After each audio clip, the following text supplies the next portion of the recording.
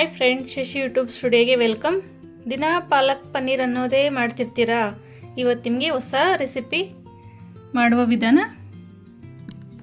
ನೋಡಿ. ಪಾಲಕ್ ಅನ್ನೋದು ತೊಗೊಂಡು ನೀಟಾಗಿ ವಾಶ್ ಮಾಡಿ ಅದನ್ನು ಬೇಯಿಸಿ ನೋಡಿ. ಇಷ್ಟು ಬೇಯ್ದು ಆದಮೇಲೆ ಪೇಸ್ಟ್ ಮಾಡಿ ಇಟ್ಕೊಂಡಿದ್ದೀನಿ. ಬೇಕಾಗಿರುವಂಥ ಇಂಗ್ರೀಡಿಯೆಂಟ್ಸ್ ನೋಡಿ. ನಾನಿಲ್ಲಿ ಸ್ಪೆಷಲ್ಲಾಗಿ ಕಡಲೆ ಸೇರಿಸಿ ನಾನು ಪಾಲಕ್ ಗ್ರೇವಿ ಅನ್ನೋದು ಮಾಡ್ತಾಯಿದ್ದೀನಿ ಫ್ರೆಂಡ್ಸ್.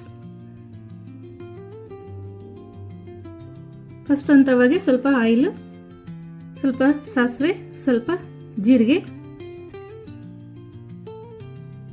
ಅದ್ರಿಗೆ 2 ಹಸಿಮೆಣಸಿನ್ಕಾಯಿ, 4ರಿಂದ 5 ಬೆಳ್ಳುಳ್ಳಿ ಹೆಸರನ್ನ ಸಣ್ಣದಾಗಿ ಹೆಚ್ಚಿ ಇಟ್ಕೊಂಡಿದ್ದೀನಿ. ಅದನ್ನು ಸೇರಿಸ್ಕೊಂಡು ಈ ರೀತಿ ಸ್ವಲ್ಪ ಫ್ರೈ ಆದಮೇಲೆ 1 ಈರುಳ್ಳಿ ತೊಗೊಂಡಿದ್ದೀನಿ.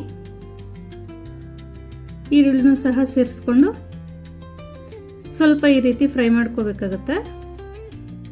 ಈರುಳ್ಳಿ ಸ್ವಲ್ಪ ಕೆಂಪಾದ್ಮೇಲೆ 1 ಟೊಮೆಟೊ, ದೊಡ್ಡದಾದ 1 ಟೊಮೆಟೊ ಸೇರಿಸ್ಕೊಂಡು ಅದನ್ನು ಈ ರೀತಿ ಫ್ರೈ ಮಾಡ್ಕೋಬೇಕಾಗತ್ತೆ.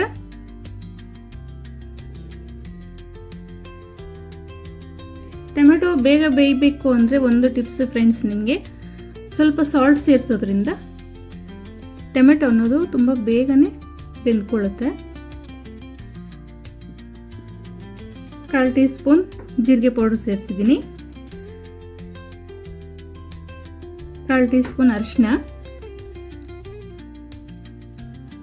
1.5 ಸ್ಪೂನ್ ಚಿಲ್ಲಿ ಪೌಡ್ರನ್ನ ಸೇರಿಸ್ಕೊಂಡು ಸ್ವಲ್ಪ ಈ ರೀತಿ ಫ್ರೈ ಮಾಡ್ಕೊಳ್ಳೋಣ.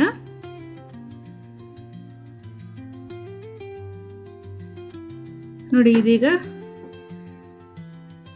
ನಾನು ಮೊದಲೇ ಬೇಯಿಸಿಟ್ಕೊಂಡಿರುವಂಥ ಕಡಲೆನ ಸೇರಿಸ್ಕೊಂಡು 1-2 ವಿಜಿಲ್ ಆದರೆ ಸಾಕು ಫ್ರೆಂಡ್ಸ್. ಕಡಲೆ ಅನ್ನೋದು ಬೇಗ ಬೆಂದ್ಬಿಡುತ್ತೆ. ಮೊಳಕೆ ಕಟ್ಟಿರೋ ಕಡಲೆ ತೊಗೊಂಡಿದ್ದೀನಿ ಸ್ಪೆಷಲಾಗಿ ನಾನು. ಕಡಲೆ ಮೊಳಕೆ ಕಟ್ಟಿ ಈ ರೀತಿನೂ ಪಾಲಕ್ಕಲ್ಲಿ ಸೇರಿಸಿ ಮಾಡಿ ತಿನ್ನೋದ್ರಿಂದ ಪಾಲಕ್ಕು ಒಳ್ಳೆಯದು ನಮಗೆ ಬಾಡಿಗೆ. ಕಡಲೆನೂ ಮೊಳಕೆ ಕಟ್ಟಿರೋ ಕಡಲೆ ಇನ್ನೂ ಒಳ್ಳೆಯದು. ಕಾಯಿ ಸೇರಿಸ್ಕೊಂಡು 2 ಟೇಬಲ್ ಸ್ಪೂನ್ ಕಾಯಿ ಸೇರಿಸಿದ್ದೀನಿ.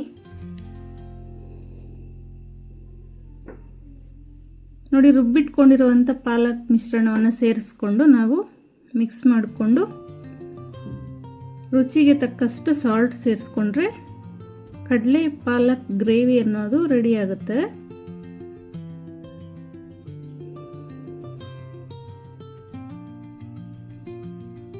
ಇದು ಬೇಯೋದಕ್ಕೆ ಸ್ವಲ್ಪ ನೀರು ಸೇರಿಸ್ಕೊಳ್ಳಿ.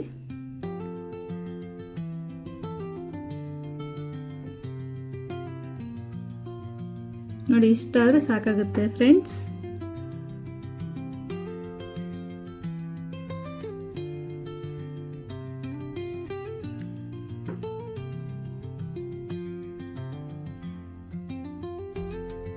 ನೋಡಿ, ಅದಕ್ಕೆ ಬಂದರೆ ಗ್ರೇವಿ ಅನ್ನೋದು ಕಂಪ್ಲೀಟ್ ಆಗುತ್ತೆ. ಅದಕ್ಕೆ ರುಚಿಗೆ ತಕ್ಕಷ್ಟು ಕೊನೆಯದಾಗಿ ಮೊದಲೇ ಉಪ್ಪು ಸೇರಿಸಿದ್ದೀವಿ. ಇವಾಗ ಇನ್ನು ಸ್ವಲ್ಪ ನೋಡ್ಕೊಂಡು ಉಪ್ಪನ್ನು ಸೇರಿಸ್ಕೊಂಡ್ರೆ ಮೊಳಕೆ ಕಡಲೆ ಪಾಲಕ್ ಗ್ರೇವಿ ಅನ್ನೋದು ರೆಡಿ ಆಯಿತು ಫ್ರೆಂಡ್ಸ್. ಶೇರ್ ಮಾಡಿ, ಲೈಕ್ ಮಾಡಿ, ಸಬ್ಸ್ಕ್ರೈಬ್ ಮಾಡಿ. Thank you friends.